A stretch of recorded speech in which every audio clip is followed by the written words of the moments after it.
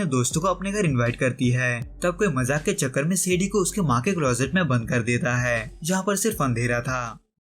So guys, आज हम जिस मूवी को देखने वाले हैं उसका नाम है द बूगीमैन। एक ऐसा सुपर नेचुरल क्रिएचर जो अंधेरे का फायदा उठाकर बच्चों को अपना शिकार बनाता है, क्योंकि उनके डर से ही उसका भूख मिटता था। पर अब जब बूगीमैन सिर्फ किस्सों कहानियों में ही हुआ करता था, तो ऐसे में कई परिवार इस चीज को नजरअंदाज करके अपने बच्चों को खो देते हैं, जो कि हम इस मूवी के शुरुआत में लेस्टर के परिवार के साथ भी होते हुए देखते हैं, जिसने अपने तीनों बेटियों को बूगीमैन के हाथों मरते हुए देखा था, जिनसे अनजान इस मूवी की मेन कैरेक्टर सेडी फ्लैल अपने माँ के गुजरने के गम में होती है, जो हाल ही में एक एक्सीडेंट में मारी गई थी, जिससे ना तो सेडी और ना ही उसका बचा हुआ परिवार ठीक से उभर पाया था, जिसमें उसका पिता विल इसी गम को अपने अंदर छुपाए हुए अपने थेरेपिस्ट का काम जारी रखता है, क्योंकि उसे अब भी अपने दोनों बेटियों को संभालना था, यानी कि सेडी और स्वायर को, जिनमें से सेडी अपने माँ को अपने करीब महसूस करने के लिए अपने माँ का एक ड्रेस पहनकर स्कूल जाती है, पर वहाँ कुछ लड़कियां उसका मजाक उड़ाकर उसके माँ के ड्रेस को ही खराब कर देते हैं, जिससे दुखी होकर सेडी रोते हुए अपने घर भाग जाती है। लेकिन इन सभी से अनजान विल,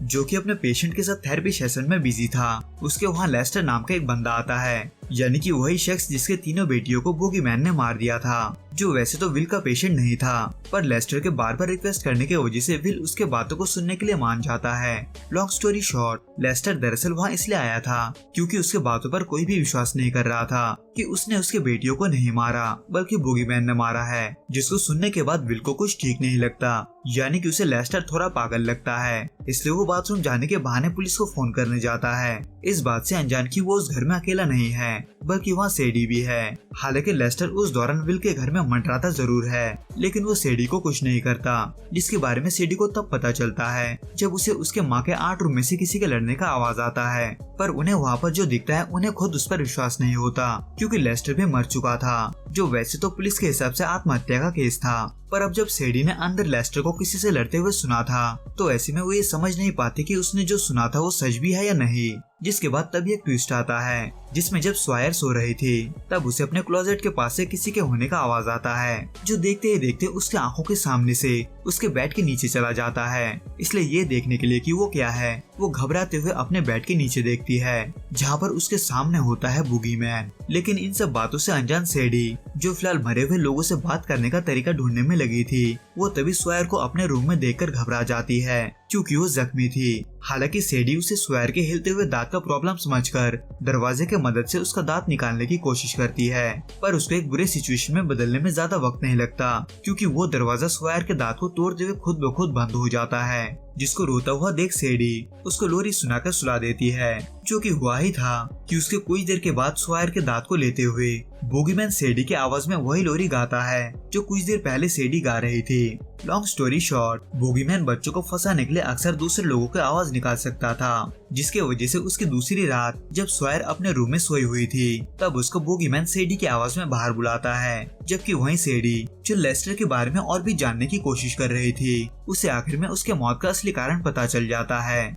लेकिन उसे अभी ये नहीं पता था कि वो वाकई में सच है या नहीं, जो कि सेडी के लिए सच में तब बदल जाता है जब वो भी बूगीमैन को एक झलक देखती है। लेकिन इससे पहले कि वो बूगीमैन को सही से देख पाती, तभी स्वायर आकर उस पर भड़कने लगती है, क्योंकि उसे अब ये लग रहा था कि उसको वहाँ बुलाने वाली सेडी थी। पर अब जब ऐसा नहीं था, तो ऐसे में सेडी अपने एक दोस्त के साथ लेस्टर के घर जाती है, जहाँ उसकी बीवी रीटा अभी रह रही थी। लॉन्ग स्टोरी शॉर्ट, यहाँ सेडी को बूगीमैन के बारे में पता चल जाता है, लेकिन वो रीटा के बातों पर विश्वास नहीं कर पाती, क्योंकि फिलहाल वो दिमागी तौर से ठीक नहीं थी, क्योंकि वो हर बार बूगीमैन को अपने आसपास समझ रही थी, जिसके वजह से वो सेडी पर ही गोली चलाने लगती है। इसलिए सेडी इस मामले को बकवास मानकर इसे ऐसे ही छोड़ देती है। पर उसके एक दिन बाद जब सेडी अपने दोस्तों को अपने घर इनवाइट करती है, तब कोई मजाक के चक्कर में सेडी को उसके माँ के क्लोजेट में बंद कर देता है, जहाँ पर सिर्फ अंधेरा था, जहाँ एक बार फिर से बूगीमैन सेडी के पास आने की कोशिश करता है, क्योंकि उसके डर से बूगीमैन को ताकत मिल रहा था। वैसे तो सेडी उस क्लोजेट से बचकर निकल जाती है, लेकिन वो वहाँ से निकलने के बाद सबको घर भगा देती है,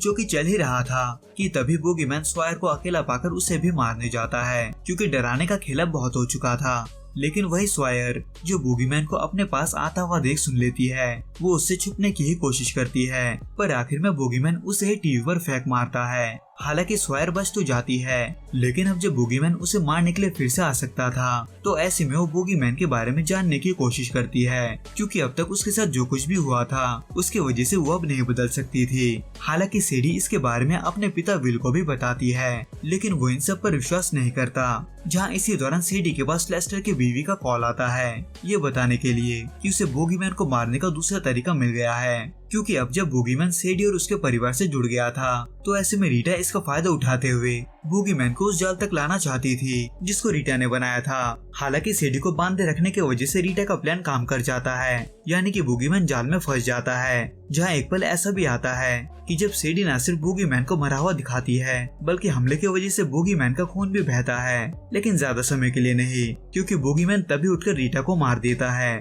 लेकिन इससे पहले कि वो सेडी को पकड़ता, सेडी वहाँ से भाग जाती है। लेकिन इन सब चीजों से अनजान विल सेडी को ढूंढते ढूंढते स्वयर के साथ अपने घर पहुंच जाता है, जिसके बारे में पता चलते ही सेडी विल को घर में जाने से मना करती है और उसी जगह में जाने को कहती है जहां या तो बहुत रोशनी हो या फिर बहुत सारे लोग। हालांकि विल इस बार सेडी की खातिर उसके बात को मान लेता है, पर तब तक बहुत देर हो चुका था, क्योंकि बूगीमैन विल और स्वयर को घर के अंदर खींच लेता है, जिसको फोन में सुनकर सेडी जल्दी से अपने घर की तरफ भागती है जहाँ स्वयर अकेली छुपी हुई थी, जबकि वही विल बूगीमैन के साथ बेसमेंट में था। इसलिए सेडी अपने पिता को बचाने के लिए बेसमेंट में जाती है, जहाँ असल में बूगीमैन उसके पिता को खाने की कोशिश कर रहा था, जो वहाँ सेडी को आता देख अब उसको अपना शिकार बनाता है, पर विल ऐसा नहीं होने देता। हालांकि विल ज्यादा कुछ तो नहीं कर पाता, पर वो अपने बेटियों को बचाने के लिए आखिर तक लड़ता रहता है, लेकिन आखिर में उन सभी के पास हार मानने के अलावा कोई और ऑप्शन नहीं था। यहाँ तक कि उनको रोशनी में रखने वाला लाइटर का गैस भी खत्म हो जाता है, जो कि चल ही रहा था कि तभी एक ट्विस्ट के साथ सेडी की माँ की आत्मा आ जाती है और बूगीमैन का सामना करने में उन सभी का मदद करती है, और फिर आखिर में वो अपना घर समेत बूगीमैन को भी जला देती है। वैसे तो ये मूवी यही खत्म हो जाता है, लेकिन फिर भी इस मूवी के आखिर में एक ऐसा सस्पेंस क्रिएट हो जाता है जो ये दिखाता है कि बूगीमैन अभी मरा नहीं है, क्योंकि उन सबके कुछ दिनों बाद जब पूरा परिवार सेशन के लिए थेरेपिस्ट के पास जाता है तब सेडी को उसकी डॉक्टर पीछे से आवाज देती है, जो कि शॉकिंग इसलिए होता है क्योंकि पीछे उसकी डॉक्टर थी ही नहीं, यानी कि वो बूगीमैन था जो सेडी के डॉक्टर का आवाज निकालकर एक बार फिर से उसके पीछे पड़ गया था। तो दोस्तों इस वीडियो में बस इतना ही। मैं आपसे फिर मिलूंगा कुछ नए और ऐसे अनोखे मूवीज के साथ। अगर आपको ये वीडियो पसंद आए तो प्लीज इस वीडियो को लाइक, शेयर और प्लीज इस चैनल को सब्सक्राइब जरूर करें। Till then goodbye and be safe.